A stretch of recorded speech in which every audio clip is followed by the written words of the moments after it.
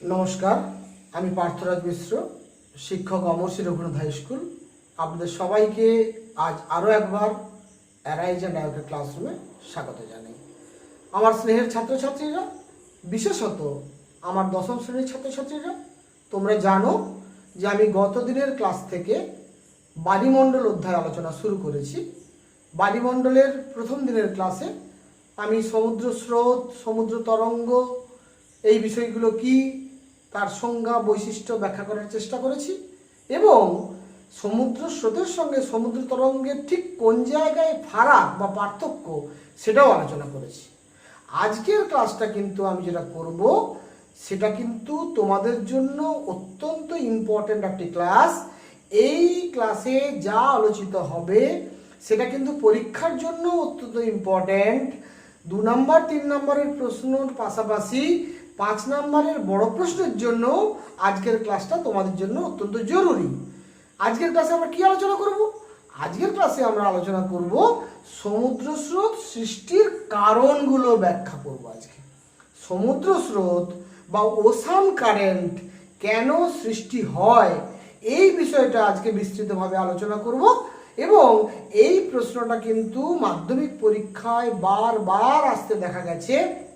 তাই তোমাদের কাছে আমার অনুরোধ থাকবে, তোমরা পুরো ভিডিওটা মন দিয়ে দেখবে এবং সেটা বোঝার চেষ্টা করবে এবং আজকের ক্লাসে যা যা আলোচিত হবে সেগুলো কিন্তু তোমরা নোট ডাউন করে খাতায় লিখে নেবে, যাতে করে তোমাদের পরীক্ষাতে লিখতে সুবিধে হয়।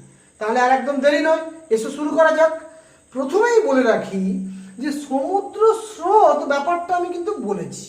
সমুদ্র স্রোত এটা আমরা যখন সংজ্ঞা গত ক্লাসে আলোচনা করেছিলাম তখন আমি বলেছিলাম যে আমাদের পৃথিবীর যে আবর্তন গতির ফলে সৃষ্ট কোরিওলিস বল, নিয়ত বায়ুপ্রবাহ এবং উষ্ণতা লবণতা তারতম্য, উপকূলের আকৃতি এবং অবস্থান ইত্যাদি বিভিন্ন কারণে যখন সমুদ্রের জল একটি নির্দিষ্ট দিকে নির্দিষ্ট পথে একমুখী প্রবাহিত হয় তখন তাকে আমরা সমুদ্র স্রোত বা ওশান কারেন্ট বলি। অর্থাৎ সমুদ্রের তীরবর্তী অঞ্চলে কোনো স্থানে আমরা বেড়াতে গেলে সেখানে যেটা দেখতে পাই সেটা কিন্তু সমুদ্র তরঙ্গ, সমুদ্রের ঢেউ। সমুদ্র স্রোতটা কিন্তু আমরা অতটা ভালো করে খেয়াল করি না, যদি ভালো করে খেয়াল করে নিশ্চয়ই দেখা যাবে। যাই হোক, আজকের ক্লাসটায় আমি ব্যাখ্যা করব সমুদ্র স্রোতগুলো কেন সৃষ্টি হয়। পৃথিবীর বিভিন্ন স্থানে বিভিন্ন মহাসাগরে যত সমুদ্র স্রোত সৃষ্টি হয় তার পেছনে নিয়ন্ত্রকগুলো কি, কে কে নিয়ন্ত্রকের ভূমিকা পালন করে সেটা আলোচনা করব। অর্থাৎ সমুদ্র স্রোত সৃষ্টি, তার গতি প্রকৃতি, এইগুলো নিয়ে আজকে আলোচনা করব, তাদের যারা নিয়ন্ত্রক। তাহলে প্রথমে আমি তোমাদের একটু বলবো আমার বোর্ডটা একটু দেখে নিতে। এই বোর্ডে কিন্তু আমি কতগুলো পয়েন্ট তোমাদের লিখে রেখেছি, এই পয়েন্টগুলো তোমাদের জন্য অত্যন্ত জরুরি। পয়েন্টগুলো কি? প্রথম পয়েন্ট, পৃথিবীর আবর্তন গতি ও কোরিওলিস বল। আমি একটু আগে বললাম যে পৃথিবী আমরা জানি অনবরত নিজের মেরুদণ্ডের উপরে, নিজের অক্ষের উপরে পশ্চিম থেকে পূর্ব দিকে পাক খাচ্ছে, এটাকে আমরা পৃথিবীর আবর্তন গতি বলি। এই আবর্তন গতির ফলে পৃথিবীতে এক ধরনের বল সৃষ্টি হয়, যে বলটার নাম কোরিওলিস বল। ইংরেজিতে বলা হয় কোরিওলিস বল, বাংলাতেও বলা হয় কোরিওলিস বল বা দিক নিক্ষেপকারী বল বললে আরো বুঝতে সুবিধে হবে। এই কোরিওলিস বলের প্রভাবে পৃথিবীর উপরে যে সমস্ত বস্তুগুলো সচল, সেই সচল বস্তুগুলোর উপরে বা গতিশীল বস্তুগুলোর উপরে এই কোরিওলিস বলের প্রভাবে একটা গতি বিক্ষেপ আমরা লক্ষ্য করি। এই যে গতি বিক্ষেপটা ঘটে, এই গতি বিক্ষেপটা কিন্তু আবিষ্কার করেছিলেন বিজ্ঞানী ফেরেল, যার সূত্র আমরা সবাই জানি যে ফেরেলের সূত্র নামে পরিচিত। অর্থাৎ আমরা যখন বায়ুপ্রবাহ পড়ি, আমরা যখন নিয়ত বায়ুপ্রবাহ পড়ি তখন কিন্তু আমরা ফেরেলের সূত্র আলোচনা করেছিলাম। সেই ফেরেলের সূত্র হচ্ছে কি না, বায়ুপ্রবাহ, সমুদ্র স্রোত, কোরিওলিস বলের প্রভাবে, পৃথিবীর আবর্তন গতির ফলে সৃষ্ট কোরিওলিস বলের প্রভাবে উত্তর গোলার্ধে ডান দিকে এবং দক্ষিণ গোলার্ধে বাম দিকে বেঁকে যায়। এই যে উত্তর গোলার্ধে ডান দিকে বেঁকে যায় এবং দক্ষিণ গোলার্ধে বাম দিকে বেঁকে যায়, এইটা নিয়ে ছাত্রদের মধ্যে একটু কনফিউশন তৈরি হয়, বিভ্রান্তি তৈরি হয়। এই বিভ্রান্তিটা যাতে না তৈরি হয় তার জন্য আমি বোর্ডে তোমাদের একটা ছবি এঁকে বোঝানোর চেষ্টা করেছি। এই ছবিটার দিকে তোমরা একটু দেখো। এই ছবিটা দেখলে বুঝতে পারবে এখানে এই দুটো ছবিকে আমি উত্তর গোলার্ধের জন্য নির্দিষ্ট করেছি, এই দুটো ছবিকে আমি দক্ষিণ গোলার্ধের জন্য নির্দিষ্ট করেছি। অর্থাৎ যখন উত্তর গোলার্ধে দক্ষিণ দিক থেকে উত্তর দিকে কোনো সমুদ্র স্রোত যাবে তখন কিন্তু তার দিক বিক্ষেপে ডান দিকে এইভাবে ঘটবে।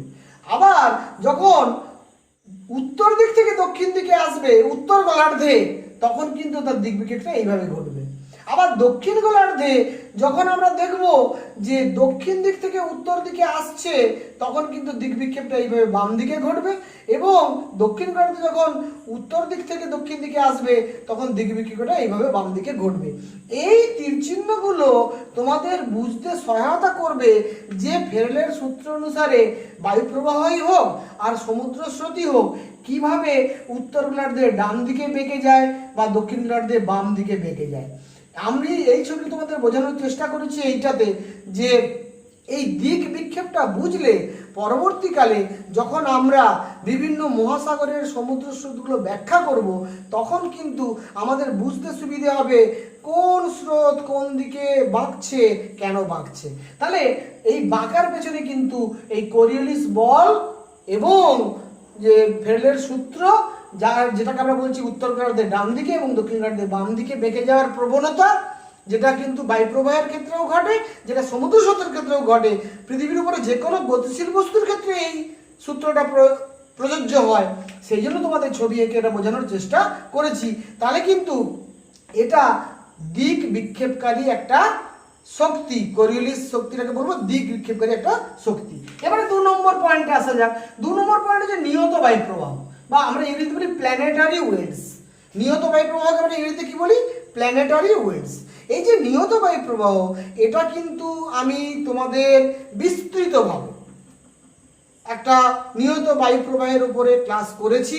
তোমরা যদি আমার চ্যানেলের প্লে লিস্টে যাও, সেই প্লে লিস্টে গেলে তুমি কিন্তু ক্লাস 10-এর জিওগ্রাফি সিলেবাসকে আমি ধারাবাহিকভাবে যেহেতু আলোচনা করছি, তোমরা কিন্তু ওখানে নিয়ত বায়ু প্রবাহের একটা ভিডিও পাবে।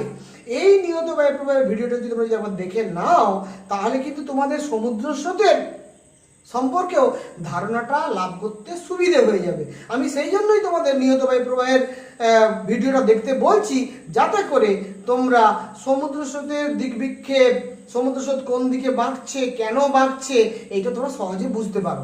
এখানে দেখো আমি কিন্তু 2 নম্বর যে ছবিটা এঁকেছি প্ল্যানেটারি ওয়েভস বা নিয়ত বায়ু প্রবাহ, সেখানে কিন্তু আমি মাঝখানে নিরক্ষরেখার উভয় দিকে আমি 30 ডিগ্রি উত্তর এবং 30 ডিগ্রি দক্ষিণ অক্ষরেখা তোমাদের দেখিয়েছি।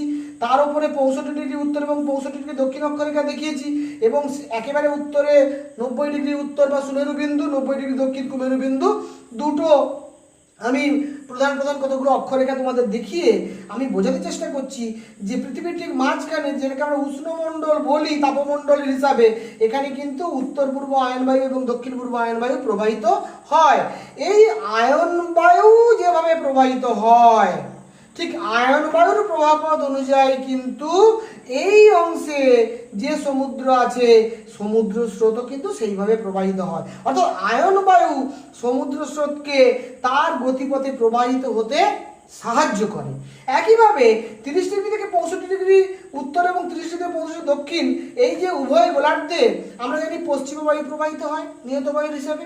এই পশ্চিম বায়ু যেখানে প্রবাহিত হয় সেখানে আমরা দেখব পশ্চিম বায়ুর প্রভাবপথ অনুসারেও কিন্তু এখানে এই অংশে যে সমুদ্র আছে সেখানে সমুদ্র স্রোতগুলো কিন্তু প্রবাহিত হচ্ছে। অর্থাৎ যেখানে যে ধরনের নিয়ত বায়ু প্রবাহিত হচ্ছে সেখানে সেই ধরনের আমরা সমুদ্র স্রোত প্রবাহিত হতে দেখব। অর্থাৎ এই অংশটাতে আমরা দেখব আয়ন বায়ুর প্রভাবে, উত্তর পূর্ব আয়ন বায়ু এবং দক্ষিণ পূর্ব আয়ন বায়ুর প্রভাবে আমরা দেখব এই অংশটাতে আমরা পূর্ব দিক থেকে পশ্চিম দিকে সমুদ্র স্রোত প্রবাহিত হবে। আবার এই অংশ দুটোতে আমরা দেখব পশ্চিম থেকে পূর্ব দিকে সমুদ্র স্রোত প্রবাহিত হচ্ছে। যখন আমরা আটলান্টিক মহাসাগরীয় স্রোত, প্রশান্ত মহাসাগরীয় স্রোত এগুলো আলোচনা করব, তখন আমরা কিন্তু দেখতে পাবো যে আয়ন বায়ুর যেখানে অবস্থান সেখানে সমুদ্র স্রোত কিন্তু আয়ন বায়ুর সঙ্গে সঙ্গতি রেখে পূর্ব দিক থেকে পশ্চিম দিকে, এবং পশ্চিম বায়ু যেখানে প্রবাহিত হয় সেখানে কিন্তু পশ্চিম বায়ুর সঙ্গে সঙ্গতি রেখে পশ্চিম দিক থেকে পূর্ব দিকে সমুদ্র স্রোতও কিন্তু যাচ্ছে। অর্থাৎ এখানে কিন্তু বিজ্ঞানীরা বলছেন যে সমুদ্র স্রোত সৃষ্টির পেছনে সব থেকে গুরুত্বপূর্ণ ভূমিকা পালন করে নিয়ত বায়ু প্রবাহ। আধুনিক সমস্ত বিজ্ঞানীদের মতামত তাই যে সমুদ্র স্রোত সৃষ্টির পেছনে, সমুদ্র স্রোতের গতি প্রকৃতির পেছনে কোরিওলিস বলের যেমন ভূমিকা আছে তেমন কিন্তু আয়ন বায়ুরও বিরাট গুরুত্বপূর্ণ ভূমিকা আছে। তাহলে এই ছবিটা থেকে কিন্তু আমরা বুঝতে পারছি আয়ন বায়ুর প্রবাহ যেদিকে আমরা দেখব সমুদ্র স্রোত সেই অংশে সেই দিকে প্রবাহিত হচ্ছে। মেরু অংশের ক্ষেত্রে, মেরু বায়ুর ক্ষেত্রেও কিন্তু একই কথা প্রযোজ্য। এবারে আমি আসছি সমুদ্র জলের উষ্ণতা 3 নম্বর পয়েন্টে। সমুদ্র জলের উষ্ণতাকে আমরা ইংরেজি কি বলি? ওশান ওয়াটার টেম্পারেচার, সমুদ্র জলের উষ্ণতা। আমরা কিন্তু এটাও জানি যখন তাপমণ্ডল আমরা আলোচনা করি, বায়ুমণ্ডলের অন্তর্গত তাপমণ্ডল যখন আমরা আলোচনা করি তখন আমরা দেখেছিলাম যে পৃথিবীর কিন্তু সব জায়গায় সূর্যের কিরণ সমানভাবে পড়ে না। নিরক্ষীয় অঞ্চলে এই অংশে কিন্তু সূর্যের কিরণ তুলনামূলকভাবে অন্যান্য যে কোনো অঞ্চলের তুলনায় বেশি পড়ে। নিরক্ষীয় অঞ্চল থেকে উত্তর দিকে এবং দক্ষিণ দিকে সূর্যকিরণ ক্রমশ তির্যকভাবে পড়ার জন্য এই অংশে কিন্তু উত্তাপ ক্রমশ উত্তর দিকে কমতে থাকে, দক্ষিণ দিকেও কমতে থাকে। তার ফলে যেটা হয়, এই নিরক্ষীয় অঞ্চলে সূর্যের লম্ব কিরণ তুলনামূলক বেশি কিরণ পড়ার ফলে এই অংশের যে জলভাগ আছে, এই অংশে যে সমুদ্র আছে, সেই সমুদ্রের জল কিন্তু উষ্ণ হয়ে হালকা হয়ে যায়, এবং এই হালকা হয়ে সেটা কিন্তু বহিঃস্রোত রূপে মেরু অঞ্চলের দিকে যায়। কোন দিকে যায়? বহিঃস্রোত রূপে মেরু অঞ্চলে। বহিঃস্রোত মানে কি? আমরা বলছি সারফেস কারেন্ট, অর্থাৎ সমুদ্রের ওপর দিয়ে যে স্রোতটা প্রবাহিত হয়, যে স্রোতটাকে আমরা দেখি সমুদ্রের ওপর দিয়ে প্রবাহিত হতে, সেটাকে বলছি আমরা সারফেস কারেন্ট। আর যে স্রোতটা সমুদ্রের তলদেশ দিয়ে প্রবাহিত হয় তাকে আমরা বলছিলাম অন্তঃস্রোত বা আন্ডার কারেন্ট। এই অন্তঃস্রোতটা কিন্তু আমরা দেখতে পাই না। আমরা এটাও আগের দিন ক্লাসে বলেছিলাম যে 400 মিটার সমুদ্রের তলদেশ দিয়ে যে স্রোতগুলো প্রবাহিত হয় তাকে আমরা অন্তঃস্রোত বলি, আর সমুদ্রের ওপর দিয়ে যে স্রোতগুলো প্রবাহিত হয় তাকে বহিঃস্রোত বলি। বহিঃস্রোতকে ইংরেজিতে বলা হয় সারফেস কারেন্ট, আর অন্তঃস্রোতকে ইংরেজিতে বলা হয় আন্ডার কারেন্ট। তাহলে সারফেস কারেন্ট এটা কিন্তু দেখবো উষ্ণতা বেশি হওয়ার জন্য নিরক্ষীয় অঞ্চলে এই অঞ্চলের সমুদ্রের জলটা উষ্ণ হয়ে মেরু অঞ্চলের দিকে প্রবাহিত হচ্ছে। আর মেরু অঞ্চলে যেহেতু সূর্যের তির্যক কিরণ পড়ে, তাই কিন্তু আমি এই ছবিতে দেখাচ্ছি, এই 3 নম্বর ছবিতে কিন্তু আমরা দেখতে পাচ্ছি এইটা মেরু অঞ্চল, এখানে কিন্তু সূর্যের কিরণ তির্যকভাবে পড়ছে। আবার এটা কিন্তু নিরক্ষীয় অঞ্চল, এখানে সূর্যের কিরণ লম্বভাবে পড়ছে। তার ফলে কি হচ্ছে না, এইখানে নিরক্ষীয় অঞ্চলে যেখানে লম্বভাবে পড়ছে সেই অঞ্চলের জল গরম হয়ে হালকা হয়ে ওপরের দিকে উঠছে। ওপরের দিকে উঠে এটা কিন্তু আয়ন বায়ুর দ্বারা প্রভাবিত হয়ে বা নিয়ত বায়ুর দ্বারা প্রভাবিত হয়ে ক্রমশ মেরুর দিকে অগ্রসর হচ্ছে। শুধুমাত্র আয়ন বায়ু বলবো না, সমগ্র নিয়ত বায়ুর দ্বারা প্রভাবিত হয়ে এটা কিন্তু ক্রমশ তুলনামূলকভাবে মেরুর দিকে অগ্রসর হচ্ছে। এবং মেরু অঞ্চলে যেহেতু সূর্যের তির্যক কিরণ পড়ে, উষ্ণতা যেহেতু অত্যন্ত কম, এবং সেখানে যেহেতু একটানা 6 মাস দিন এবং একটানা 6 মাস রাত হয়, এবং সেখানে আমরা এটাও দেখেছি সূর্য কখনো মাথার উপরে আসে না, সূর্য দিগন্ত বরাবর ঘুরে, তাই আমরা মেরু অঞ্চলে যে প্রচণ্ড ঠান্ডা, প্রচণ্ড শৈত্য, সেখানে হিমশৈল দেখতে পাই। সেই হিমশৈল যখন আস্তে আস্তে আস্তে আস্তে আস্তে আস্তে গলে বরফ গলতে শুরু করে, তখন কিন্তু সেই শীতল এবং ভারী জল সেটা নিচের দিকে সমুদ্রের তলায় নেমে যায় এবং সমুদ্রের তলদেশ দিয়ে অন্তঃস্রোত রূপে প্রবাহিত হয়। এইভাবে কিন্তু একটা জলাবর্ত আমরা দেখতে পাই সমুদ্রের মধ্যে, নিরক্ষীয় অঞ্চলে থেকে মেরু অঞ্চলের দিকে, আবার মেরু অঞ্চল থেকে নিরক্ষীয় অঞ্চলের দিকে, নিরক্ষীয় অঞ্চল থেকে মেরু অঞ্চলের দিকে বহিঃস্রোত রূপে বা সারফেস কারেন্ট রূপে, আবার মেরু অঞ্চল থেকে নিরক্ষীয় অঞ্চলের দিকে আন্ডার কারেন্ট রূপে আমরা কিন্তু এই ধরনের একটা জলাবর্ত দেখতে পাই। তাহলে এটা আমরা কি তাহলে বুঝলাম যে এটা কিন্তু উষ্ণতার তারতম্যের জন্য, সূর্যের কিরণের তারতম্যের জন্য, সূর্যের লম্ব কিরণ তির্যক কিরণের তারতম্যের জন্য আমরা কিন্তু এই ধরনের সমুদ্র স্রোত সৃষ্টি হতে দেখি। নিরক্ষীয় অঞ্চলের উষ্ণ জল মেরু অঞ্চলের দিকে এবং মেরু অঞ্চলের শীতল জল নিরক্ষীয় অঞ্চলের দিকে প্রবাহিত হয়ে উষ্ণতার ভারসাম্যকে বজায় রাখতে সাহায্য করে। তাহলে এই যে তিনটে ছবি, এই তিনটে ছবি কিন্তু আমি তোমাদেরকে এঁকে দিয়েছি যাতে পরীক্ষার সময় তোমরা যখন লিখবে তখন কিন্তু এই ছবিগুলো আঁকতে পারো, কারণ এই ছবিগুলো তোমাদের লেখাটাকে আরও সমৃদ্ধ করবে। এবং তোমরা এটাও জানো মাধ্যমিক পরীক্ষায় কিন্তু ছবির উপরে নম্বর থাকে, ফলে ছবি না আঁকলে কিন্তু তোমরা সেই নম্বরটা পাবে না। তোমাদের কিন্তু আমি সেই জন্য এই ছবিটা এঁকে দিয়েছি। ছবিগুলো অত্যন্ত সহজ ছবি, একেবারে জাস্ট প্রতিটা ছবি আঁকতে 1 মিনিট 2 মিনিট করে সময় লাগবে, সময়ও বেশি লাগবে না। তোমরা চট করে ছবিগুলো এঁকে ফেলতে পারো এবং তোমার লেখাটাকে আরো সমৃদ্ধ করতে পারো। তার জন্য আমি কিন্তু 3টে ছবি তোমাদের এঁকে দিয়েছি। এই প্রসঙ্গে আরেকটা কথা বলে রাখি, তোমাদের আমি এখানে 8টি পয়েন্ট ব্যাখ্যা করব। ভেরি সরি, এই 8টি পয়েন্টের মধ্যে মাধ্যমিকে এরকম 8টি পয়েন্ট ব্যাখ্যা করার কথা বলে না। মাধ্যমিকের প্রশ্নপত্রের যে ধরন বা প্যাটার্ন, সেখানে কিন্তু নির্দিষ্ট করে বলে দেওয়া হয় সমুদ্র স্রোত সৃষ্টির প্রধান 3টি কারণ সচিত্র ব্যাখ্যা করো। তাহলে প্রধান 3টি কারণ সচিত্র ব্যাখ্যা করো বললে আমরা কিন্তু 1 নম্বর পয়েন্ট, 2 নম্বর পয়েন্ট, 3 নম্বর পয়েন্ট, অর্থাৎ পৃথিবীর আবর্তন গতির ফলে সৃষ্ট কোরিওলিস বল, নিয়ত বায়ুপ্রবাহ এবং সমুদ্র জলের উষ্ণতা তারতম্য, এই 3টে পয়েন্ট ব্যাখ্যা করলেই কিন্তু মাধ্যমিকের উত্তর লেখা সম্ভব হবে। কিন্তু আমাদের শর্ট প্রশ্নের জন্য, 2 নম্বরের প্রশ্নের জন্য, আমাদের সামগ্রিকভাবে কনসেপ্ট বা ধারণা অর্জনের জন্য কিন্তু সবগুলো বিষয়ই জানতে হবে। তাহলে আমরা উষ্ণতার পার্থক্যের ফলে কিভাবে সমুদ্র স্রোত সৃষ্টি হয় বা সমুদ্র স্রোতের গতি প্রকৃতি পাল্টায় সেটা জানলাম। এবং 4 নম্বর যে পয়েন্ট এবার আলোচনা করব সেটা হচ্ছে সমুদ্র জলের লবণতা তারতম্য, স্যালাইনিটি ডিফারেন্সটা যেটা হয়। আমরা এটাও জানি যে পৃথিবীর সব জায়গার সমুদ্র জলের লবণতা সমান নয়। যেখানে সমুদ্র জলের লবণতা বেশি সেখানে জল ভারী, আর যেখানে সমুদ্রের লবণতা কম সেখানে জল তুলনামূলক হালকা। তাহলে কোথায় লবণতা বেশি হবে, কোথায় লবণতা কম হবে, সেটা নির্ভর করছে সমুদ্রটা কিন্তু আবদ্ধ সমুদ্র না উন্মুক্ত সমুদ্র, তার উপরে কিন্তু নির্ভর করে বিষয়গুলো। স্বাভাবিকভাবে আমরা দেখেছি যে যেখানে লবণতা বেশি সেখানে সমুদ্রের জল অন্তঃস্রোত রূপে প্রবাহিত হবে, আর যেখানে লবণতা কম সেখানে সমুদ্রের জল বহিঃস্রোত রূপে প্রবাহিত হবে। এইভাবেও কিন্তু একটা জলচক্র বা জলাবর্ত আমরা সমুদ্রের মধ্যে দেখতে পাবো লবণতার তারতম্যের ফলে। খুব সুন্দর একটা উদাহরণ দিতে পারি, তোমরা একটু পৃথিবীর মানচিত্র দিকে তাকাও। এইটা ভূমধ্যসাগর, দক্ষিণ দিকে আফ্রিকা মহাদেশ, উত্তর দিকে ইউরোপ মহাদেশ।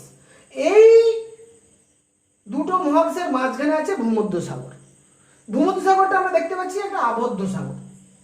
এবারে এখানে কিন্তু জিব্রাল্টার প্রণালী বলে একটা প্রণালী আছে, অতি সংকীর্ণ একটা প্রণালী, যার নাম জিব্রাল্টার প্রণালী। এই জিব্রাল্টার প্রণালীর মাধ্যমে আমরা আটলান্টিক মহাসাগরের সঙ্গে ভূমধ্যসাগর যুক্ত, বা ঘুরিয়ে বলতে পারি এই জিব্রাল্টার প্রণালী আমাদের আফ্রিকা মহাদেশকে এবং ইউরোপ মহাদেশকে পৃথক করেছে, আর এই দুটি জলভাগকে সংযুক্ত করেছে, ভূমধ্যসাগরকে এবং আটলান্টিক মহাসাগরকে সংযুক্ত করেছে। তাহলে আটলান্টিক মহাসাগর একটা উন্মুক্ত বিশাল সমুদ্র, এর জলের সামগ্রিক গড় লবণতা অনেকটা কম। আবার ভূমধ্যসাগরের যেহেতু একটা আবদ্ধ সমুদ্র, তার লবণতা বেশি, তাই ভূমধ্যসাগরের জল অন্তঃস্রোত রূপে জিব্রাল্টার প্রণালীর ভেতর দিয়ে আটলান্টিক মহাসাগরে মেশে, এবং আটলান্টিকের তুলনামূলক কম লবণাক্ত জল বহিঃস্রোত রূপে জিব্রাল্টারের ভেতর দিয়ে ভূমধ্যসাগরে মেশে।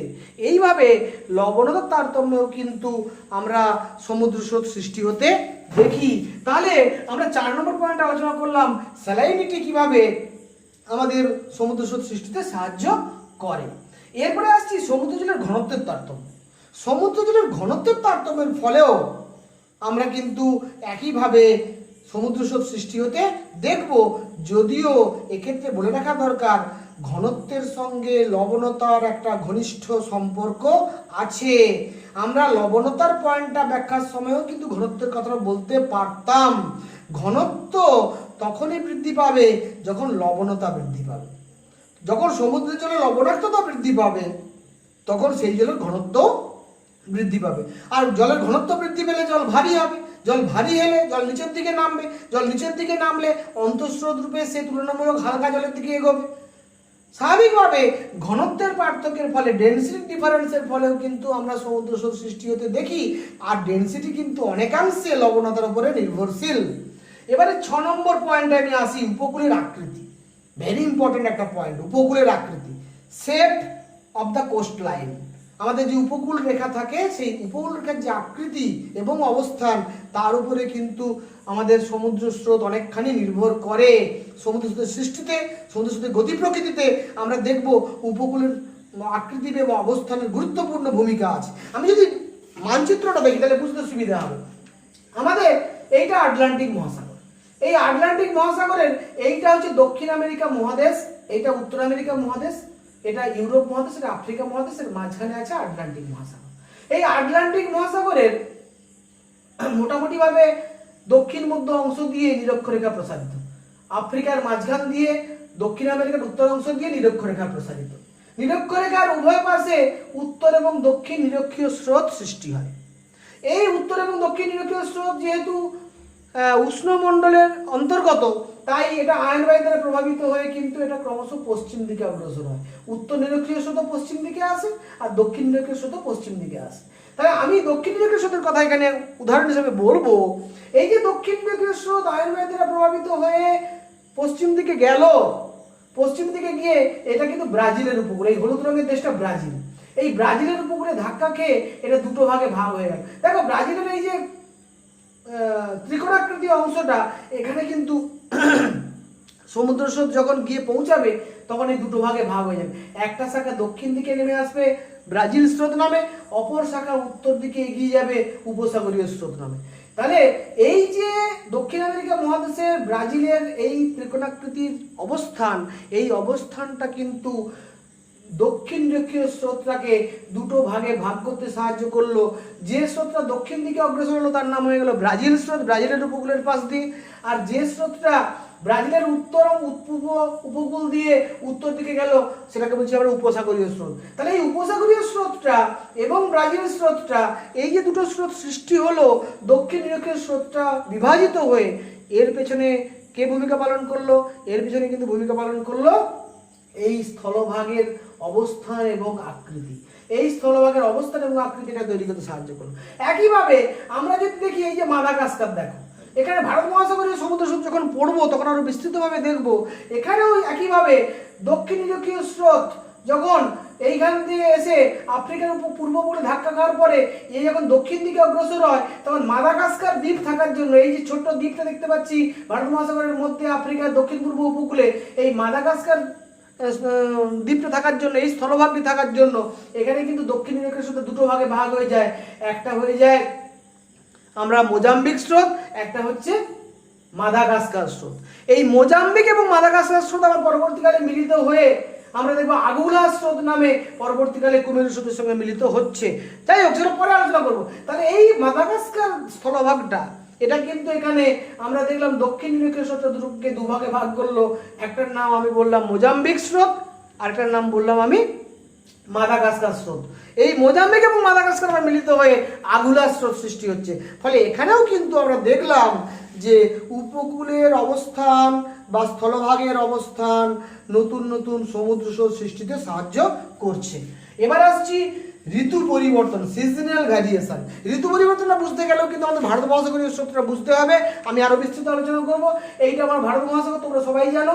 এই ভারত মহাসাগরে যেটা ঘটে গ্রীষ্মকালে, আমি সংক্ষেপে বলছি, এখন বিস্তৃত আলোচনা পরে করব। গ্রীষ্মকালে কিন্তু আমরা দেখব যে দক্ষিণ পূর্ব আয়ন বায়ু যখন দক্ষিণ পশ্চিম মৌসুমী বায়ুতে রূপান্তরিত হচ্ছে, তখন কিন্তু এটা ফ্রেডের সূত্র অনুসারে নিরক্ষরেখা অতিক্রম করার ডান দিকে বাঁকছে। ডান দিকে বেঁকে আফ্রিকার পূর্ব উপকূল দিয়ে সোমালি স্রোত হয়ে সৌদি আরবের দক্ষিণ পশ্চিম উপকূল দিয়ে আরব সাগরের উপর দিয়ে ভারতের পশ্চিম উপকূল দিয়ে প্রবাহিত হয়ে বঙ্গোপসাগরে প্রবেশ করে এটা কিন্তু এইভাবে ক্লকওয়াইজ ঘুরছে। আমরা দেখব এটা ক্লকওয়াইজ ঘুরছে। আবার যখন শীতকালে যখন উত্তর পূর্ব আয়নবায়ু প্রবাহিত হবে, তখন উত্তর পূর্ব আয়নবায়ুর প্রভাবে কিন্তু এটা আমরা দেখব বঙ্গোপসাগর থেকে, অর্থাৎ এই যে আমাদের মালয়েশিয়া, ইন্দোনেশিয়া, থাইল্যান্ড, মায়ানমার এগুলো থেকে বঙ্গোপসাগরের ওপর দিয়ে ভারতের পূর্ব উপকূল হয়ে আরব সাগরের ভেতর দিয়ে এটা কিন্তু অ্যান্টি ক্লকওয়াইজ প্রবাহিত হবে। অর্থাৎ এখানে আমরা দেখতে পাচ্ছি যেটা, যে গ্রীষ্মকালে যখন দক্ষিণ পশ্চিম মৌসুমী বায়ু প্রবাহিত হচ্ছে, তখন দক্ষিণ পশ্চিম মৌসুমী বায়ু কিন্তু ভারত মহাসাগরীয় স্রোতকে প্রভাবিত করছে, গ্রীষ্মকালীন মৌসুমী স্রোত যেটাকে আমরা বলছি। আবার যখন উত্তর পূর্ব মৌসুমী প্রবাহিত হচ্ছে, তখন উত্তর পূর্ব মৌসুমী কিন্তু আমরা অ্যান্টি ক্লকওয়াইজ প্রবাহিত হচ্ছে দেখছি। অর্থাৎ এই সিজনের পরিবর্তনের সঙ্গে সঙ্গে, সিজনাল ভ্যারিয়েশনের ফলে, ঋতুর পরিবর্তনের ফলে কিন্তু আমরা সমুদ্র স্রোতের গতি প্রকৃতি পাল্টে যেতে দেখছি। ভারত মহাসাগরের এই ধরনের স্রোত সব থেকে ভালো উদাহরণ এই পয়েন্টটা ব্যাখ্যার জন্য। ঋতু পরিবর্তনের ফলে কিভাবে নতুন নতুন সমুদ্র স্রোত সৃষ্টি হয় বা সমুদ্র স্রোতের গতি প্রকৃতি পাল্টে যায়। এবারে আসছি বরফের গরম। আমরা সবাই জানি যে মেরু অঞ্চল যেহেতু তীব্র ঠান্ডা, সেই মেরু অঞ্চল ঠান্ডা হওয়ার জন্য শীতকালে মেরু অঞ্চলে আমরা দেখেছি উত্তর মহাসাগর এবং দক্ষিণ মহাসাগর। তোমরা উত্তর মহাসাগর জানো, এইটা উত্তর মহাসাগর এবং এটা হচ্ছে দক্ষিণ মহাসাগর। এটাকে আমরা বলি সুমেরু মহাসাগর, এটাকে আমরা বলি কুমেরু মহাসাগর। এই সুমেরু এবং কুমেরু মহাসাগরে কিন্তু একটা বড় অংশ শীতকালে তার জলটা বরফাবৃত হয়ে যায়। আবার আমরা জানি উচ্চ অক্ষাংশে কিন্তু সমুদ্র উপকূলেও আমরা হিমবাহকে দেখতে পাই। আমরা সমুদ্র উপকূলে হিমবাহকে দেখতে পাই। এই হিমবাহগুলো যখন বিচ্ছিন্ন হয়ে সমুদ্রের জলে তার বরফগুলো ভাসতে শুরু করে, বিশাল বিশাল বরফের চাই ভাসতে শুরু করে, তখন তাকে আমরা হিমশৈল বলি। এই হিমশৈলগুলো যখন ভাসতে ভাসতে ভাসতে ভাসতে শীতল সমুদ্রস্রোত দ্বারা ক্রমশ দক্ষিণ দিকে অগ্রসর হয়, অন্তঃস্রোত রূপে যখন এগিয়ে আসে ক্রমশ, তখন কিন্তু আমরা দেখবো ওই হিমশৈলের আস্তে আস্তে আস্তে আস্তে উষ্ণ স্রোতের সম্মুখে এলে বরফ গলতে শুরু করে, এবং বরফটা যখন গলে যায়, হিমশৈলটা যখন গলে যায়, তখন কিন্তু সমুদ্রে মিষ্টি জলের যোগান বেড়ে যায়। এই যে মিষ্টি জলের যোগান বেড়ে গেল, অটোমেটিক লবণাক্ততা কমে যায়। এই যে মিষ্টি জলের যোগান বেড়ে গেল, লবণাক্ততা কমে গেল, তার ফলেও কিন্তু আমরা দেখব যে মেরু অঞ্চল থেকে নিরক্ষীয় অঞ্চলের দিকে সমুদ্র স্রোত প্রবাহিত হচ্ছে। কারণ হিমশৈল প্রচন্ড ঠান্ডা, বরফের বিশাল স্তূপ বা চাই, ফলে এই বরফ গলেও কিন্তু আমরা সমুদ্র স্রোত সৃষ্টি হতে দেখব। মূল কথা যেটা আমি বলতে চাইছি, আসলে সমুদ্রের তলদেশে বিভিন্ন স্থানে বিভিন্ন ধরনের প্রাকৃতিক অবস্থা অনুযায়ী বা এই পয়েন্টগুলোর উপরে বিভিন্ন নিয়ন্ত্রকগুলো অনুযায়ী আমরা কিন্তু এই ধরনের একটা জলাবর্ত দেখতে পাবো, যে জলাবর্ত শীতল জল ভারী হয়ে নিচে নামবে এবং উষ্ণ জল হালকা হয়ে ওপরে উঠবে, শীতল জল অন্তঃস্রোত রূপে প্রবাহিত হবে, উষ্ণ জল বহিঃস্রোত রূপে প্রবাহিত হবে। এই ধরনের ঘটনাটা কিন্তু আমরা বারবার বিভিন্ন সমুদ্র ক্ষেত্রে, সমুদ্র স্রোত সৃষ্টির ক্ষেত্রে দেখতে পাবো। যখন আমরা প্রশান্ত মহাসাগরীয় স্রোত, আটলান্টিক মহাসাগরীয় স্রোত, ভারত মহাসাগরীয় স্রোত বিস্তৃতভাবে আলোচনা করব, তখন কিন্তু এই বিষয়গুলো তোমরা ভালোভাবে বুঝতে পারবে। তাহলে বরফের গলন এটাও কিন্তু সমুদ্র স্রোত সৃষ্টিতে সাহায্য করছে। এছাড়াও বাষ্পীভবনের পার্থক্য, যখন গ্রীষ্মকাল তখন বাষ্পীভবন বেশি, বাষ্পীভবন বেশি মানে জলের লবণতা বেড়ে যাচ্ছে, মূল জলটা বাষ্পীভূত হয়ে যাচ্ছে, লবণতার পার্সেন্টেজ বেড়ে যাচ্ছে। লবণতার পার্সেন্টেজ বেড়ে গেলে কিন্তু সমুদ্র স্রোত তুলনামূলক কম লবণাক্ত অংশের দিকে অগ্রসর হবে। তাহলে উষ্ণতার পার্থক্যের জন্য সমুদ্র স্রোত কম উষ্ণতাযুক্ত অঞ্চলের দিকে যেমন যাবে, লবণতার পার্থক্য হলে সমুদ্র স্রোত কম লবণাক্ত অঞ্চলের দিকে যাবে। এই বাষ্পীভবন কিন্তু উষ্ণতার পার্থক্য সৃষ্টি করছে, লবণতার পার্থক্য সৃষ্টি করছে। অভিকর্ষজ বল, সমুদ্রের তলদেশের যে ঢাল, সেখানে যে অভিকর্ষজ বল কাজ করছে, তার প্রভাবে সমুদ্র স্রোত সৃষ্টি হতে দেখবো আমরা। বায়ুচাপের তারতম্য, যেটা বায়ুপ্রবাহ সৃষ্টির প্রধান কারণ, যে বায়ুপ্রবাহ আবার সমুদ্র স্রোত সৃষ্টির প্রধান কারণ, এই বায়ুচাপের তারতম্যও কিন্তু সমুদ্র স্রোত সৃষ্টিতে সাহায্য করে পরোক্ষভাবে। বৃষ্টিপাত, বৃষ্টিপাত কোথাও যদি বেশি বৃষ্টিপাত হয়, যদি সমুদ্রে জলের পরিমাণ বাড়ে, তখন সেখানেও কিন্তু আমরা দেখবো সমুদ্র স্রোতের গতি প্রকৃতি কখনো কখনো স্থানীয়ভাবে পাল্টাচ্ছে। সুপেয় জলের মিশ্রণ, আমরা দেখব যে যখন আমাজন নদী দক্ষিণ আমেরিকার সব থেকে বড় নদী শুধু নয়, পৃথিবীর মধ্যে বৃহত্তম নদী আমাজন, দীর্ঘতম নয়, বৃহত্তম নদী আমাজন, যে আমাজন নদী যখন আটলান্টিক মহাসাগরে পতিত হচ্ছে, তখন আমাজন নদী যেহেতু সুপেয় বা মিষ্টি জল, সেই মিষ্টি জল যখন আটলান্টিক মহাসাগরের লবণাক্ত জলের সঙ্গে মিশ্রিত হচ্ছে, এটা কিন্তু সমুদ্র উপকূল থেকে প্রায় 300 কিলোমিটার পর্যন্ত এগিয়ে যায় লবণতার তারতম্যের জন্য, ঘনত্বের তারতম্যের জন্য। স্বাভাবিকভাবে এই সুপেয় জলের যোগান বাড়লে নদী যখন সমুদ্রে গিয়ে মিশছে, সেই নদীতে যদি জলপ্রবাহের পরিমাণ বেশি থাকে তাহলে কিন্তু আমরা সেখানেও কিন্তু এক ধরনের স্রোত দেখতে পাবো, এবং দুটো ভিন্ন ধর্মী, দুটো ভিন্ন ঘনত্বের, দুটো ভিন্ন লবণাক্ততার জল কখনো কিন্তু মিশ্রিত হতে পারবে না। ভারী লবণাক্ত জলটা নিচে থাকবে, হালকা সুপেয় জলটা উপরে অবস্থান করবে। আমরা কিন্তু আমাজন নদীর মোহনাতে দেখবো, মোহনা থেকে প্রায় 300 কিলোমিটার আটলান্টিক মহাসাগরের অভ্যন্তরে দুটো জলের স্তর আমরা দেখতে পাই, একটা আমাজনের সুপেয় জল, তার নিচে আটলান্টিকের লবণাক্ত জল। তাহলে এই সুপেয় জলের মিশ্রণ কিন্তু আমরা দেখবো সমুদ্র স্রোত সৃষ্টিতে সাহায্য করছে, এবং বিভিন্ন স্রোতের মিলন। আমি যে একটু আগে বললাম যে মাদাগাস্কার স্রোত আর মোজাম্বিক স্রোত, এই যে দুটো স্রোত সৃষ্টি হলো, এই দুটো স্রোত আবার পরবর্তীকালে মিলিত হয়ে আগুলহাস স্রোত তৈরি হচ্ছে। ফলে দুটো স্রোত কখনো কখনো মিলিত হয়ে আবার একটা নতুন স্রোত সৃষ্টি হয়। তাহলে বিভিন্ন স্রোতের মিলনের ফলে নতুন স্রোত সৃষ্টি হতে পারে। অর্থাৎ এতগুলো বিষয় কিন্তু সমুদ্র স্রোত সৃষ্টিতে গুরুত্বপূর্ণ ভূমিকা পালন করে। তাই এদেরকে সমুদ্র স্রোতের নিয়ন্ত্রক হিসাবে আমরা ব্যাখ্যা করব। তাহলে আমার স্নেহের ছাত্রছাত্রীরা, আমি তোমাদেরকে কিন্তু যতগুলো বিষয় সমুদ্র স্রোত সৃষ্টির জন্য দায়ী সবগুলো সুনির্দিষ্টভাবে ব্যাখ্যা করে বোঝানোর চেষ্টা করলাম।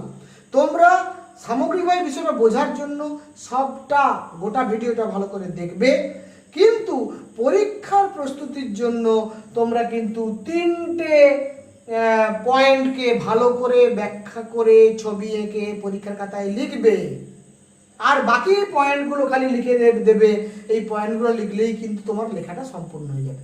অর্থাৎ পয়েন্টগুলো কিন্তু সবগুলোই লিখবে, ব্যাখ্যা করবে 3টে, পয়েন্টগুলো সবগুলো লিখবে, ব্যাখ্যা করবে 3টে, ছবি আঁকবে 3টে। তাহলেই কিন্তু পরীক্ষক বুঝতে পারবে তোমার কনসেপশন ক্লিয়ার আছে এবং তুমি প্রশ্ন অনুযায়ী উত্তর লিখেছো, এবং ফুল মার্কস তুমি ক্যারি করতে পারবে। তাহলে আমার স্নেহের ছাত্রছাত্রীরা, নিশ্চিতভাবে আমার বিশ্বাস তোমাদের কিন্তু আমি সমুদ্র স্রোত সৃষ্টির কারণগুলো ব্যাখ্যা করতে পেরেছি, তোমাদের বুঝতে সহায়তা করতে পেরেছি। যদি তোমাদের ক্লাসটা ভালো লাগে তাহলে নিশ্চিতভাবে লাইক, শেয়ার এবং সাবস্ক্রাইব করবে।